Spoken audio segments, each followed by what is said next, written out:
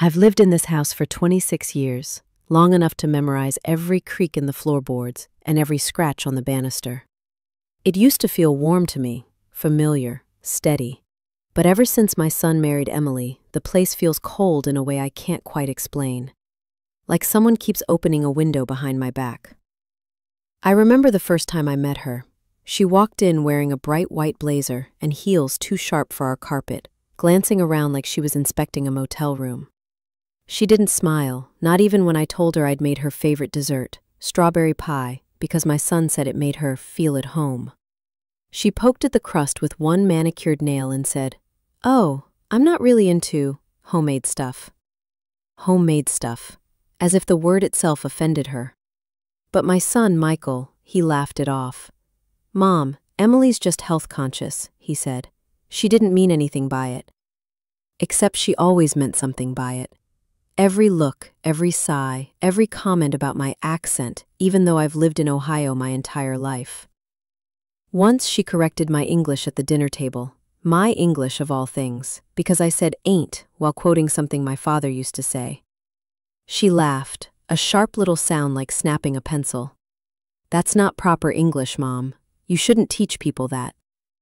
Michael stayed silent. He always stayed silent, and silence is its own kind of betrayal. Last month, for their anniversary, I cooked dinner for them in my home, a small gesture, nothing fancy. Just roasted chicken, mashed potatoes, and homemade biscuits my late husband used to love. Emily took one bite, paused, and asked, "Do you always cook with this much butter? It tastes heavy." I smiled. I always smile. But that night, something inside me tightened, like a cord pulled too fast. Later, after they left, I found her plate scraped into the trash. All of it. She didn't even try. I told myself to let it go. Young people are different. She didn't grow up with our traditions. But it felt deeper than that. Like she wasn't just rejecting my food, she was rejecting me. 2 weeks later, Michael called to ask if I could cook something. Simple and safe for Emily's upcoming birthday dinner. Maybe not the usual heavy stuff, he added carefully. You know how she is. Oh, I knew, but I agreed. Because that's what mothers do. We stretch ourselves until we fray. So I spent the morning preparing her favorite dish, a recipe I learned from my own mother, passed down through generations. I chopped, kneaded, tasted, adjusted. The kitchen was warm, fragrant, alive. For a moment, I felt proud. When they arrived, Emily breezed in without so much as a hello. She stared at the dish like it was something she'd found on the sidewalk. Then she said, "Oh, you made that." I nodded. "It's your favorite," Michael said. "I'm not eating it." Just like that. Cold. Final. She pushed the plate away, untouched. Michael opened his mouth like he might defend me, then he closed it, and said nothing. And something inside me, something I didn't want to acknowledge, whispered, "This isn't about food anymore." Something was wrong, deeply wrong. But I had no idea then that everything would change because of a single envelope. A DNA test Emily ordered behind my son's back. And the truth inside it that would shatter her entire world. I didn't say anything when Emily pushed her plate away. I didn't trust myself to. My hands were trembling so badly that I had to grip the edge of the table just to keep them still. It wasn't anger that shook me. It was something quieter, heavier. A kind of sorrow I hadn't felt since my husband passed. She barely noticed. Michael noticed, but pretended he didn't. "Mom," he said gently, "don't take it personally. You know she's picky." Picky. That wasn't picky. That was cruel, and he knew it. But instead of confronting her, he stood up and wrapped his arm around her shoulders like she was the one who needed comforting. She leaned into him, satisfied, like she'd won some invisible contest only she was playing. I excused myself to the kitchen under the pretense of getting dessert. I needed a moment to breathe. The smell of the food I'd spent hours preparing hung in the air, warm and comforting, but it felt like a punch now, mocking me with every breath. I heard Emily's voice drift from the dining room, low but sharp enough to cut skin. "I told you she'd do this," she whispered. Michael murmured something I couldn't make out. No, she always makes it about her. I swear, every time we come here, she acts like she's doing us a favor. And that dish? God, my stomach turned just looking at it. My heart cracked. Not because of what she said, but because of how familiar her tone was, like she had been rehearsing this resentment long before she ever met me. I carried the cake out anyway. A small, simple one, frosted with the pink swirls she liked. She didn't even blow out the candle. She just stared at it and said, "Is this from a bakery?" "Because it looks homemade." I whispered, "I made it this morning." Her lips curled. Right. Right. Michael stepped in then, clearing his throat. "Maybe we should just head home." They left 15 minutes later. Emily didn't hug me. Michael did, but it was quick, like he didn't want her to see. I stood in the doorway and watched their car pull out of the driveway, tail lights glowing red like a warning I'd ignored for far too long. When the silence finally settled, the house felt even colder. I packed away the untouched food, one dish at a time, trying not to imagine my mother watching me from wherever she was, clucking her tongue. "You let them walk all over you, baby." I could almost hear her say it, but I didn't cry, even though I wanted to. Instead, I cleaned. I swept the kitchen floor twice, wiped the counters until they gleamed, washed every dish by hand instead of loading the dishwasher. It was easier to focus on soap and water than on the hollow ache in my chest. I didn't expect anyone at the door when the knock came. It was late, nearly 10. I dried my hands and opened it to find my sister, Jenna, standing on the porch with her arms crossed and her eyes narrowed. "I saw their car leaving," she said, "and you didn't look happy." She doesn't mince words, never has. I stepped aside to let her in. She walked straight to the dining room, took one look at the empty table, and sighed. She didn't eat it. It wasn't a question, it was a fact. "No," I said softly. Jenna shook her head. "I don't know why you keep trying so hard with that girl." "Because she's Michael's wife," I whispered. "And if I don't try, who will?" Jenna sighed again, softer this time, and touched my arm.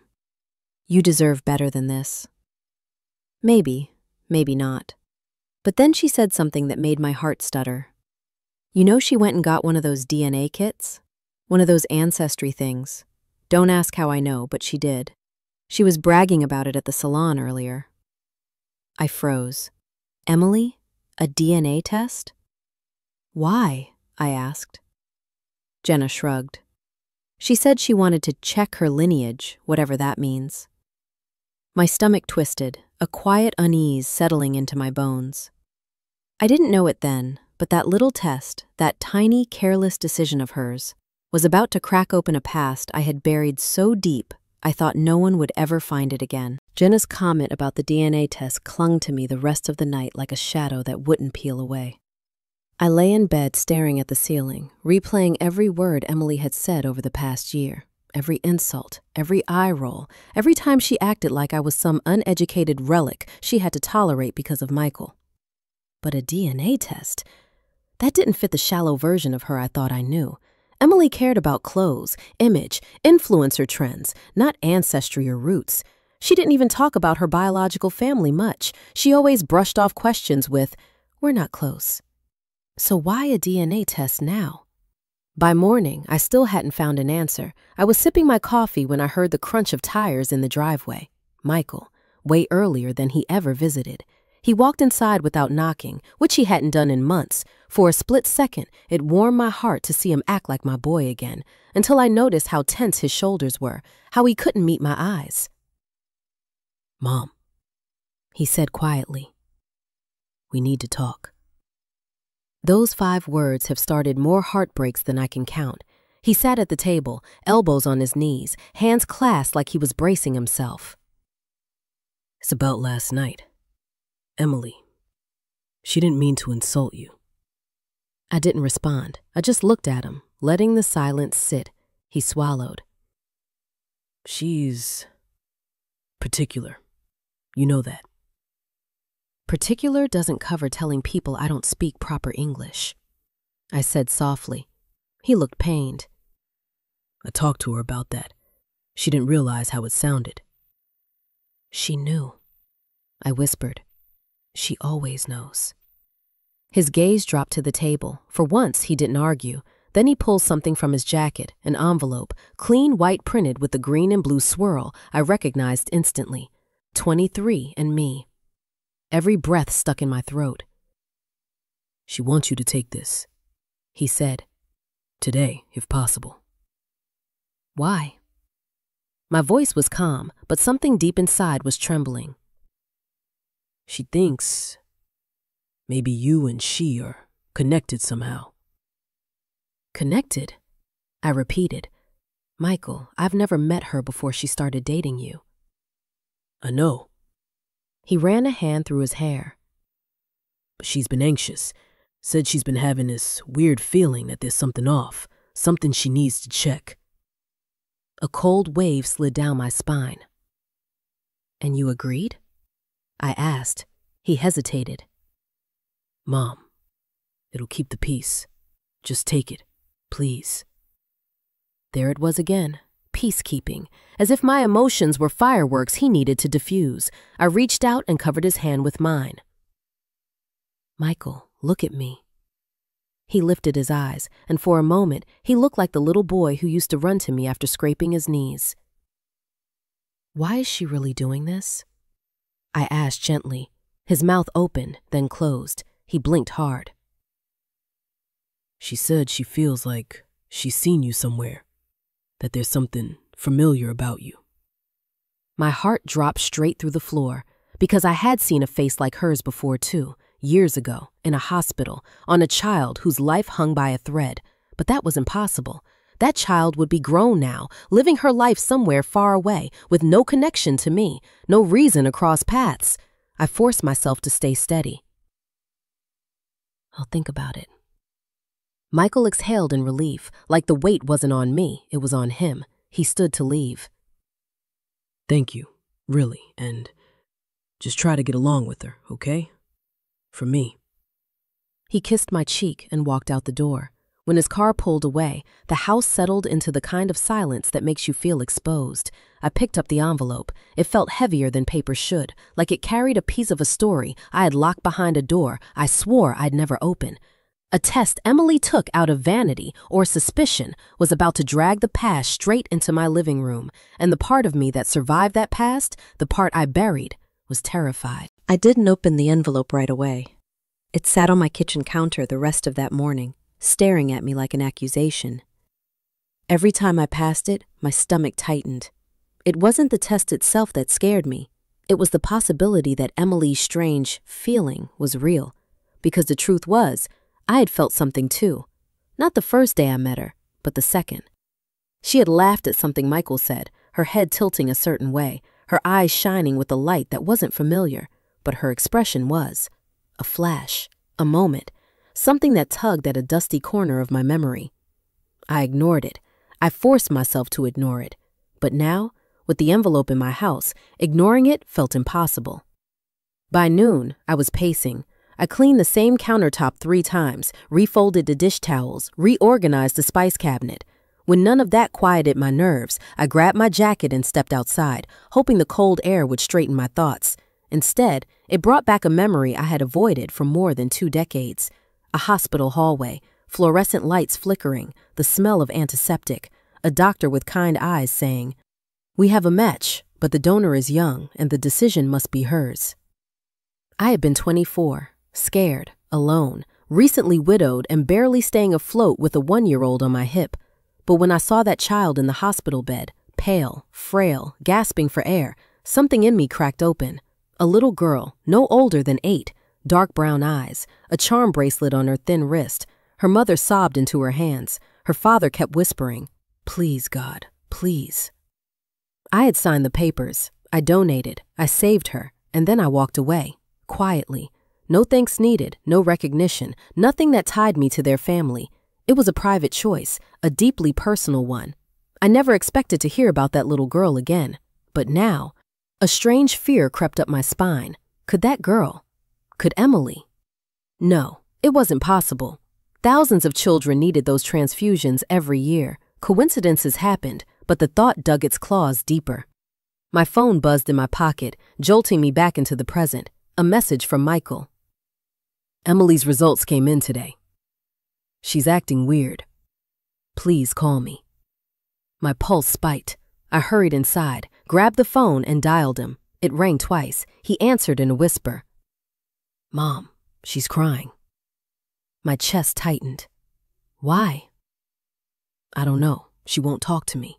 She locked herself in the bathroom. I heard her on the phone with the company, something about her test needing a secondary confirmation. A chill swept through me. Secondary confirmation. I knew exactly what that meant. Michael, I said carefully, put me on speaker. He hesitated. Mom, do it. I heard the shuffle of movement, the click of a bathroom door opening, and then Emily's shaky breath. What do you want? She snapped, voice raw. Her hostility didn't bother me. I'd been through worse. I heard your results came in, I said softly. Silence, thick, charged. Then she said, almost in the whisper. They told me my genetic donor isn't who I thought. My entire body went still. Michael inhaled sharply. Donor? Emily, what donor? We need to talk, she said, her voice cracking. I didn't tell you because I didn't think it mattered, but... Another pause, a sniff, a trembling exhale. I was sick as a child, she continued. Very sick. I almost died. I needed a transfusion and a partial marrow donation. They said a stranger saved me, a young woman they never identified. My heart pounded, my hands shook. And now, Emily whispered, the results say that same DNA signature is in your sample request. Request? My head snapped toward the envelope on the counter. She had already submitted my name to the system. She had already linked us, and the company had already seen enough to notify her. Emily's breath hitched. Who are you? Her question wasn't angry this time. It was terrified, and for the first time since I met her, I felt the same way. For a moment, none of us spoke. Not Michael, not Emily, not me. Just breathing, shallow, uneven, loaded with fear. Her words echoed in my mind like a bell struck too hard. Who are you? I had dreaded that question for more than 20 years, even though I'd convinced myself it would never come. Life had moved on. I had married, had Michael, carried on quietly, anonymously. What I did back then wasn't supposed to follow me. I never wanted recognition, compensation, or even a thank you. I hadn't donated to be remembered. I donated because that little girl had looked like she was slipping away in front of me, and I couldn't let that happen. And now, she was standing in my son's bathroom demanding answers. Emily, I said gently, choosing every word with care. I think we should discuss this in person. No. Her voice cracked into something fragile, jagged. Tell me now. Michael whispered. Maybe we should... No, Michael, she snapped. I need to know what's going on. I closed my eyes briefly. There was no going back. The past had found me. I didn't know who you were when we met, I began. I didn't know when you got engaged to my son. I didn't know when you moved into his life. I truly didn't. So you do know me? She pressed, voice trembling. I knew a little girl, I said softly. Not a grown woman. Not you as you are today. The bathroom fell silent except for her breath hitching. Michael's voice was barely a whisper. Mom, what are you saying? I took a breath that felt like swallowing a stone. When I was younger, before you were born, I was a marrow and blood donor match for a very sick child.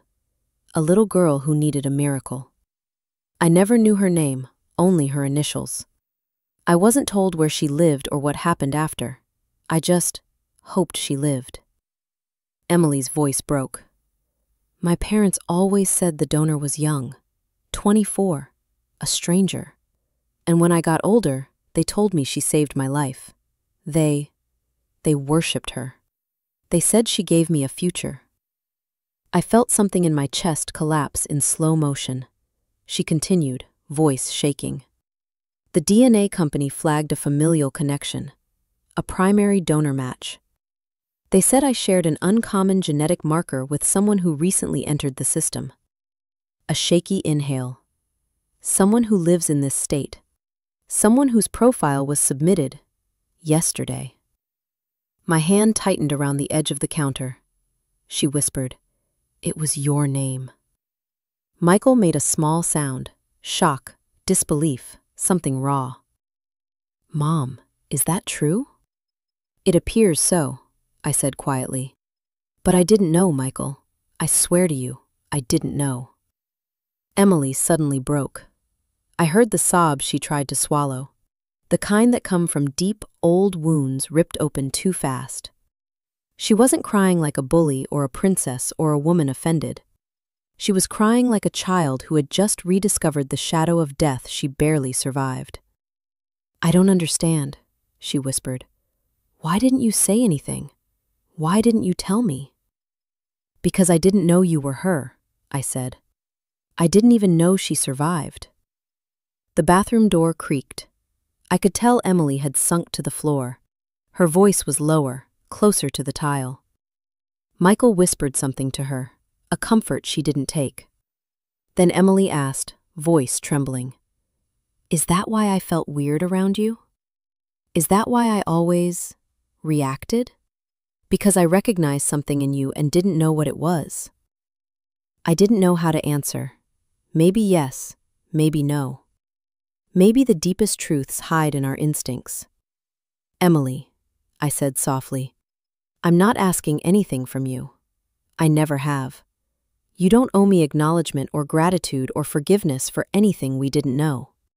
But if this is true, then we are connected in a way none of us expected." Footsteps shifted on the other end. Then, barely audible, she whispered, "I don't know how to face you now." Her words weren't cruel. They were scared. And for the first time since she entered our family, I heard her without the hostility. Michael's voice cracked next. "Mom, can we come over?" I stared at the envelope still sitting on my counter. "Of course," I said. "Come home." But as I hung up the phone, one chilling thought pressed against my ribs. If Emily already knew this much, what else was about to surface? Michael and Emily arrived sooner than I expected. I hadn't even finished rinsing my coffee mug when I heard their car pull into the driveway. My heartbeat picked up instantly, that strange familiar tug pulling at me again, like the past was walking right up to my door. I opened it before they knocked. Michael looked tense, rattled, but Emily, she looked like a frightened version of herself. No raised chin, no cutting looks. Her eyes were swollen from crying, her face drained of color. She stepped inside slowly, almost cautiously, like something in the house was calling to her.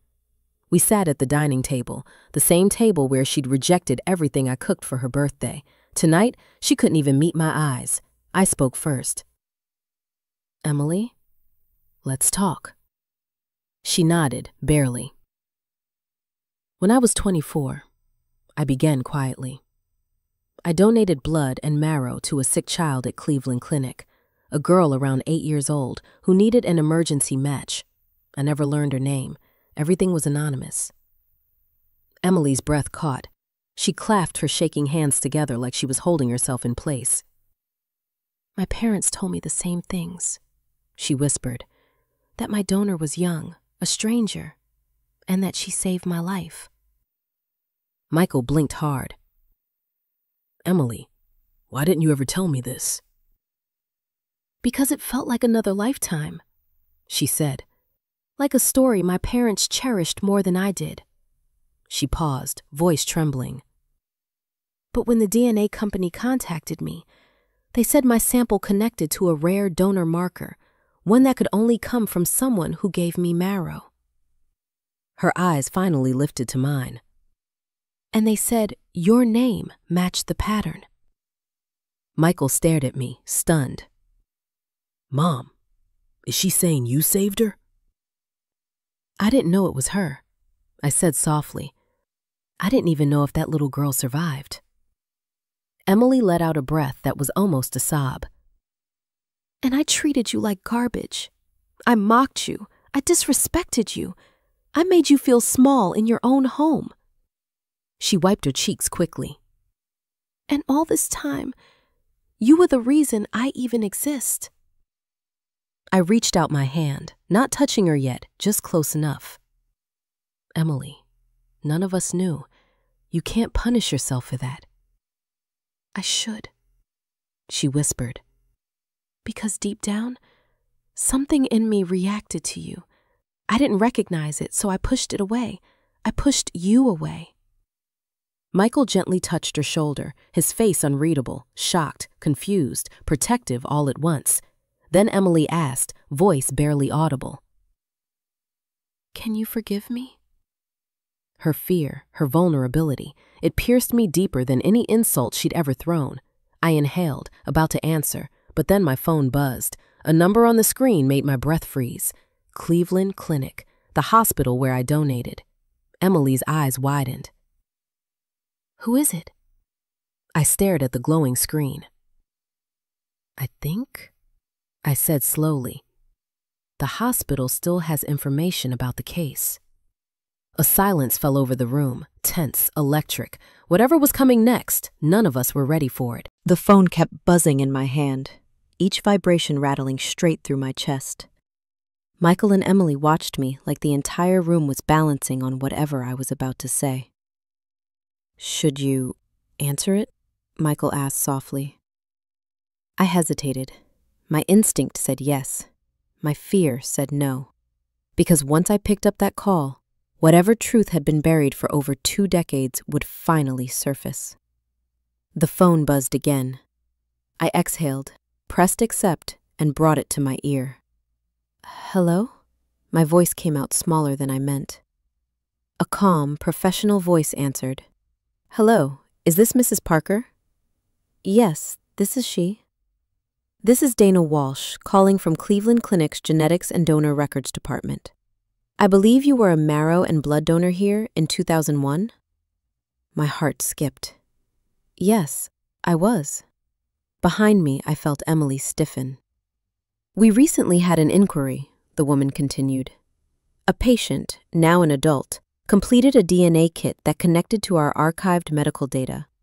Some records flagged your donor profile, which is extremely rare. We wanted to verify a few details to confirm identity and close the match. I swallowed hard. What do you need to verify? She paused. I heard typing. We're authorized to release information to you now that both parties are adults and consent has been given. Would you like to know the identity of the child you donated to? I closed my eyes. The kitchen seemed to tilt. Yes, I whispered. Please. The line crackled softly. Her birth name, the woman said, was Emily Rose Carter.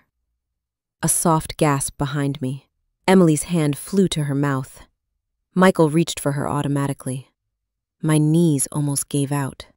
Hearing it said aloud turned everything abstract into something painfully real. The woman continued gently. She recovered fully thanks to the donation. We documented your contribution as life-saving. It's rare someone so young is a perfect match for a pediatric patient. I could barely find my voice. I didn't know she survived. She not only survived, Dana said softly, she thrived. And she asked us to confirm the donor today. She wanted to know the name of the woman who changed her life. I looked at Emily. She was crying silently, tears sliding down her face, chest rising and falling too fast.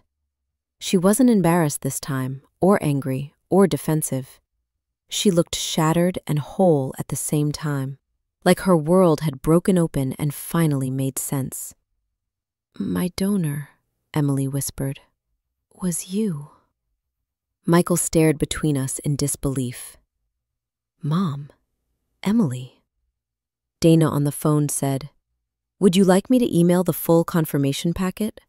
It includes the history, the match records, and your donor certificate. My throat tightened.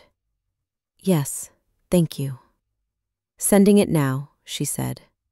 And thank you for what you did. That little girl was in critical condition. You gave her a second chance. The call ended. Silence fell over the room, deep, heavy, alive. I set the phone down with trembling fingers. Emily stood slowly, as if drawn by something older than memory. She came around the table, stopping in front of me. Her lips parted, but no words came out, just a soft, broken sound. Then she sank to her knees in front of me. Michael lurched forward. "Emily!" "No," she whispered, voice cracking. "Let me." Her hands reached for mine like she was afraid I'd pull away. "I treated you like you were nothing," she cried. "And all this time, you were the reason I'm alive. I wouldn't be here. I wouldn't have Michael. I wouldn't have my life if not for you." I cupped her face gently. "Emily, stand up." She shook her head, sobbing harder. "I don't deserve to." My own eyes stung, because in that moment, for the first time, she wasn't my enemy. She was the scared little girl I once fought for without even knowing her name. And now she was asking me for something I wasn't sure I knew how to give. Forgiveness. Emily stayed on her knees in front of me, her hands clutching mine like she was holding on for dear life. The sight was so startling, so opposite of every version of her I'd known, that for a moment I couldn't move. "Please," she whispered, voice cracked and raw. "Say something." I gently lifted her chin. "Emily, you don't have to be on the floor to apologize."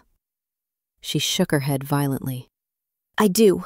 You don't understand. I've been cruel, rude, unfair. I treated you like you were beneath me. And all this time, you're the reason I even have a life to ruin with my terrible behavior." Michael winced a little at her wording, but he didn't interrupt. I squeezed her hands. "Stand up, sweetheart." That word, sweetheart, seemed to hit her like a physical blow. Her breath broke, a small, soft sob escaping before she finally rose to her feet. Michael guided her into the chair beside me, like she was made of glass. She wiped her face, her voice trembling. "I don't know how to look at you without feeling ashamed." I exhaled slowly. "Emily, look at me." She did. "Forgiveness," I said gently, "isn't something I can give you in one moment. Not because I'm angry, but because this is big for both of us." She nodded, swallowing hard. "I understand. But what I can tell you," I continued, "is that I don't hate you. I never did." Her eyes filled again. "I thought you hated me," she whispered. "I was hurt," I admitted, "but I always hoped you'd soften someday." Emily pressed her lips together, her shoulders trembling. "I want to. I want to try. I don't want to be the person I was before." "You don't have to be," I said softly. Michael leaned forward, elbows on the table, eyes still wide. "This changes everything, for all of us." Emily reached for my hand again, hesitant this time. "I keep thinking how close I came to dying, and that you, someone I insulted, mocked, challenged, saved me before I even knew who you were." Her voice cracked. "I don't know how to make that right." "You don't need to make it right," I told her. "Just, let's start over, if you want to." Emily let out a shaky breath. "I want to, more than anything." The room fell quiet again. No hostility, no tension. Just 3 people trying to comprehend the impossible. Then my phone vibrated on the table. We all stared at it. A new email notification lit up the screen. Subject: Donor case confirmation. Full records attached. Emily's breath caught. "It's the packet." Michael whispered, "Do you want to open it now?" My fingers hovered over the phone. Part of me was terrified to see what else the past had kept hidden. The other part knew we couldn't turn back now. I opened the email. The first thing I saw was my own name, then Emily's, and then a line I didn't expect. Additional donor family information included below. My pulse jumped. Emily leaned closer. What does that mean? I scrolled, and then I froze. Michael saw my face fall. Mom, what is it? I opened my mouth, but no sound came out, because the next line revealed something none of us were prepared for. Something that wasn't just about Emily. It was about Michael, too. My eyes stayed glued to the screen, the words swimming for a moment before they settled into meaning. I didn't realize I'd stopped breathing until Michael gently touched my arm. Mom, what does it say? I swallowed, my heart thudding in my throat. There's more information here than I expected. Emily leaned in, anxiety rising again. More how? My hands trembled slightly as I scrolled down. A scanned document appeared, faded text, hospital letterhead, a signature I vaguely recognized from decades ago. Then I read the line that had knocked the breath out of me. Secondary donor match identified, neonatal extraction, maternal relation confirmed. Michael frowned. What does that mean? I forced myself to speak, slowly, carefully. It means, when they tested me before the donation, the hospital detected a genetic link, a maternal link. Emily's breath hitched. To me? No, I whispered. To your donor. To my donor profile. They found something else. I scrolled down, my chest tightening with each word until the next line hit like a physical blow. Neonatal DNA present in donor marrow sample indicates one prior live birth on record. The world went perfectly still. Michael blinked, confused. Mom, what are they talking about? You had me.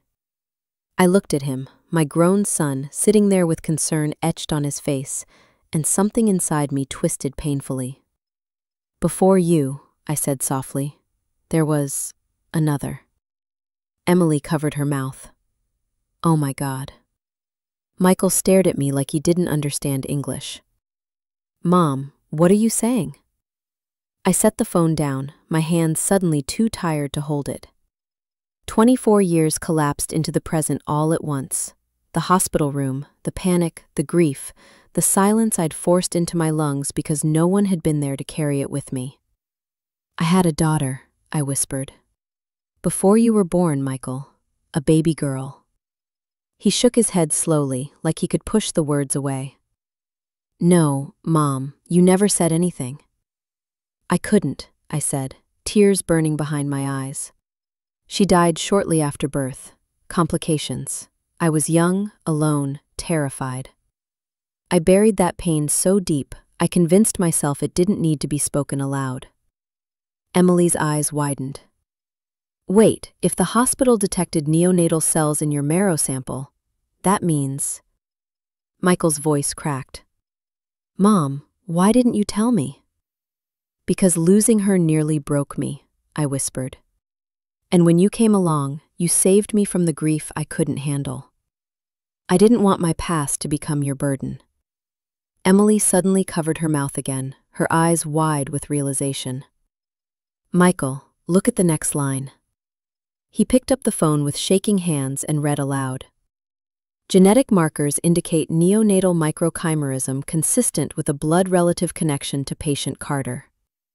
Emily gasped. Michael froze. I closed my eyes, bracing. Mom, Michael whispered, voice hoarse. What is this saying? How could your lost daughter have a genetic connection to Emily? I forced myself to meet my son's eyes as the truth, one I had never considered, never imagined, settled like ice in my bloodstream. Because, I said, voice trembling, the little girl I once lost may not have been lost after all. Emily stared at me, trembling, Michael's face drained of color. The room seemed to tilt, the walls closing in as the final line blinked on the screen. Possible maternal-child connection, further verification recommended. My past hadn't just found me, It was sitting in my dining room, alive. The room went unnaturally still. Not silent, still, like everything around us had stopped breathing. I kept staring at the email, the words refusing to settle into anything that made sense. Emily's eyes were wide. Michael looked like someone had hit him, and I felt the ground tilting under my feet. "Mom," Michael whispered, "is this saying what I think it is?" I forced myself to look at him. "We need to talk." Emily clenched her hands together. "My parents told me I was adopted after the hospital stabilized me. They said no one claimed me, that I was left there sick and alone." Left. Alone. Unclaimed. My stomach twisted painfully. "When you were born," I said slowly, "I was 20. Exhausted. I had no support system. You came early and you were struggling. I didn't leave you, Emily. I stayed by your side every hour until morning." My voice cracked. "And then, the next day, they told me you didn't make it." Emily gasped softly. "Did they show you?" "No," I whispered. "They said it wasn't necessary, that it would only traumatize me." Michael stared. "Mom, that's not normal. That's not how hospitals handle a death." I swallowed a rising wave of nausea. I was young, grieving, alone. They said signing the release forms was the best way to let go. I didn't know better. I trusted them. Emily's lower lip trembled. "And if they lied, if they took me—" Her voice broke completely. Michael rubbed his forehead in disbelief. "But the email said they found neonatal markers in your marrow sample, Mom, meaning you had a child before me." "I did," I said softly. "A daughter." Emily pressed a hand over her mouth. "And the company thinks I might be her." I nodded, slowly, painfully. "Yes." For a moment, Emily didn't breathe. Then she whispered, "All those times I pushed you away, all the things I said, I was talking to my own mother." Her voice cracked into a sob. I moved toward her, instinct taking over the way it had the day she fainted in my house last winter. I touched her arm gently. "Emily, you didn't know." "I should have felt something," she cried. "Some part of me should have known." "You did feel something," I said softly. "You just didn't understand what it was." Michael's voice was barely audible. "So, I've been working with my own sister?" Emily shook her head quickly. "No, the company said we don't share sibling markers. This is between me and her." Relief washed over his face so quickly it almost hurt to watch. Emily came closer to me, slowly, like she was afraid she wasn't allowed. "What if the test confirms it?" she whispered. "What then?" Tears filled my eyes. "Then I get back the daughter I thought I lost. And you get answers you've deserved your whole life." She let out a trembling breath. "And the people who raised me?" "You don't lose them," I said. "You just gain more love." Emily's face crumpled, and she stepped into my arms slowly, hesitantly, like she wasn't sure she was allowed to be held by me. But once she hugged me, she broke completely. I held her against my chest, her sobs shaking through both of us. Michael watched with wet eyes, unable to say anything.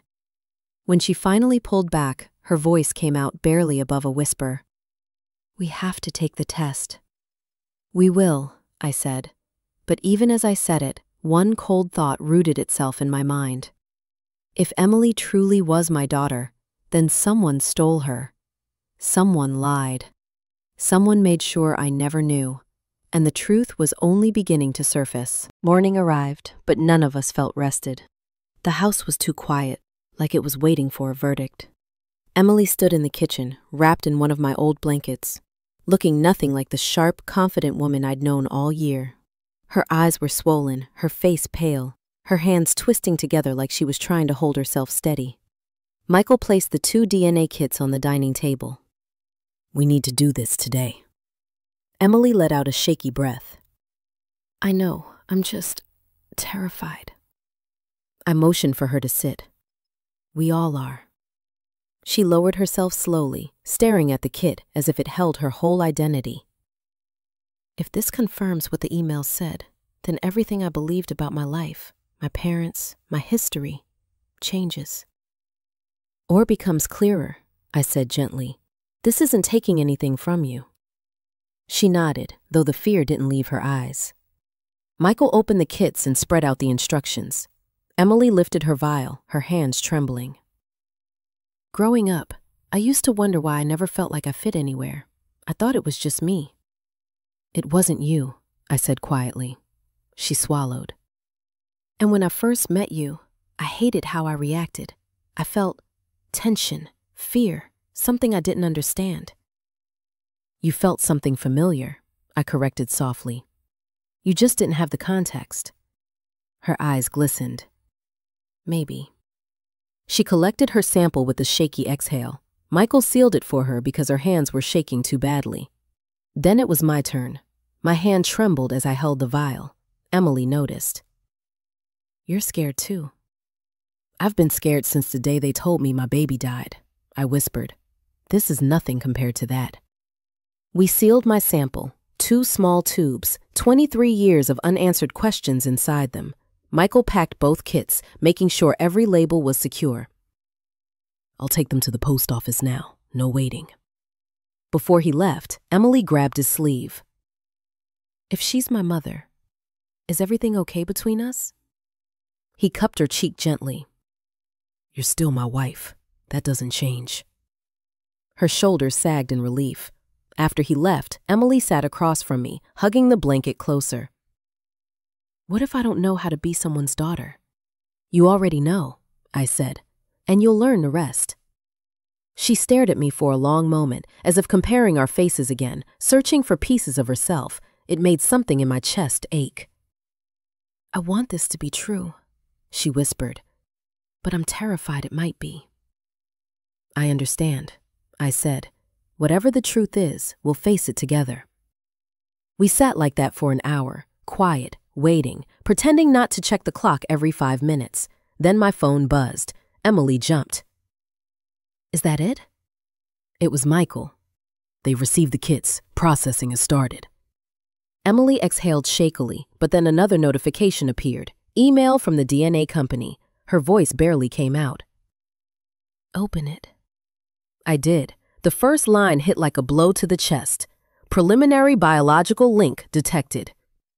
Emily grabbed my wrist.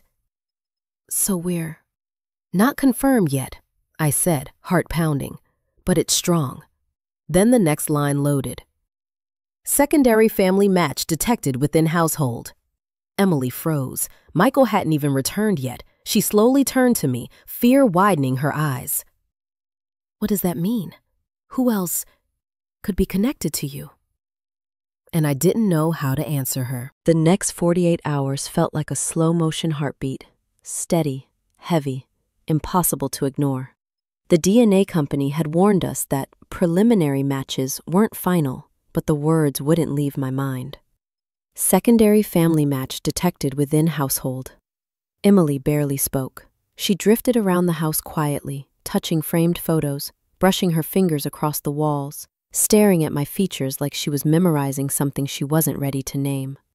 Michael kept checking his phone every 10 minutes until I finally took it from him so he'd breathe normally again. And me?